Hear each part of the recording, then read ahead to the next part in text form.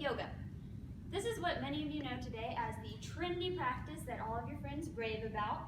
People flock to the yoga classes in their colorful yoga pants with their printed mats that are bought from Lululemon, or if your wallet's as barren as mine, you bought it from Walmart. Needless to say, I'm betting that more than half of yoga participants have no idea about its extensive background and culture. So over the years, yoga has been gaining more and more ground as a common way for people of all ages to strengthen not only their body, but their mind as well. So whether it is a calming meditation or a powerful workout that'll make you break a sweat, yoga is one of the most ancient and widely used practices in the world today. So I've had the privilege to be able to practice yoga for the last 5 years. I've been able to train in various types ranging from traditional to more modernistic styles. But today I'm going to give you guys a little bit of insight on the history and the background of yoga. Second, I'm going to talk about some types of yoga. And then last, I'm going to talk about some of the benefits that come with yoga. So some history. Yoga is not new by any means. It's actually ancient. When did yoga begin is actually a really difficult question to answer, but according to Yoga Basics, there is evidence that yoga has been around for 5,000 years, but some researchers suggest that yoga has actually been around for as long as 10,000 years. And while we don't really have an exact time period, we do know that the word yoga was present in the Vedas, which these are India's earliest known texts. Violati from the Ancient History Encyclopedia describes the Vedas as a collection of hymns and religious texts that were written between 1500 and 1000 BCE in India. These documents are proof for an earlier existence of yoga than many researchers would have thought. So yoga began to spread slowly, and then all of a sudden it caught fire and just moved across the world. In the 3rd century, the term yoga became more common in Hindu, Jain, and all Buddhist writings. By the time 5th century rolled around, Bushak from Brief History of Yoga described yoga as a loose notion and actually very hard to pin down. It was much more meditative and spiritual than the physical practice that we think of today. By the 1930s and 40s, it became a very popular form of exercise, and it hit its peak in the 1960s when Hindu faith began to rise in America among young Americans.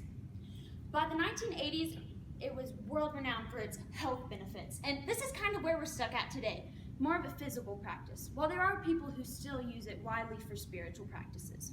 So now that we've talked about some history and background, let's go into some of the types and different forms of yoga. While there are over 100 types, we're going to start with one of the oldest. This is Tantra yoga. Tantra yoga I found pretty interesting. It actually developed in medieval times, and here in America it's renowned as a sexual form of yoga, which isn't entirely missing the mark. According to Medical Daily, the Tantra belief system involved yogis having sex with women of a lower caste system, or yoginis, who were women that embodied tantric goddesses. They believed that this would help them reach a divine awareness or a higher realm of consciousness. From Tantra yoga came Hatha yoga. This can pretty much be described as almost every form of yoga we have here in the United States now for Western cultures. This really developed in the 18th century, and Hatha just means the practice of the physical yoga postures. This is great for calming the mind, the body, the spirit, and people also use it in preparation for meditation. Hatha yoga poses. So I remember very well my first time of Bikram yoga. My dad took me, and I was not ready for that.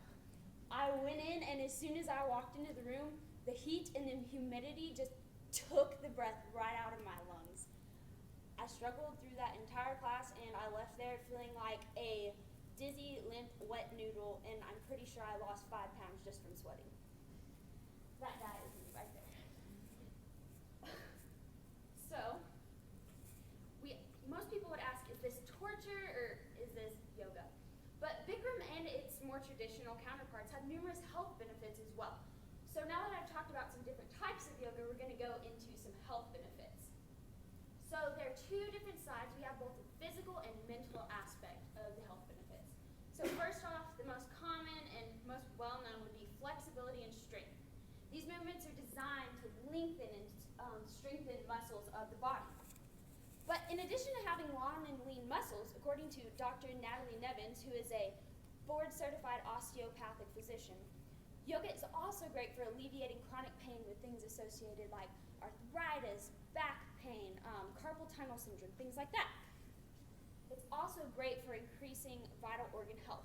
According to Dr. Timothy McCall, MD, it's great for increasing blood flow, regulating your adrenal system, dropping your blood pressure, boosting immune system, aiding in digestive health.